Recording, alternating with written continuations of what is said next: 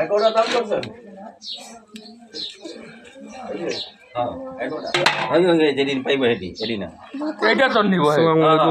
মধু কাটা হলো দেখেন এইমাত্র মধু কাটা হয়েছে মধু আছে মধু এই কোনটাই মধুর নেই বাইরে দেখেন আপনার সামনে আমি দেখেন সমস্যা নেই এটার লাগে সবটুকু সেকাই লাগবে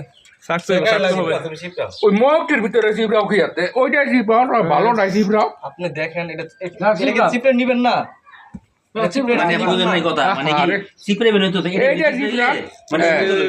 মধু গায়ক দেখেন মধু সংগ্রহ করা মধু নেওয়ার জন্য আসছে বেশি বেশি করে ইউটিউবের মধ্যে আপনারা কমেন্ট করবেন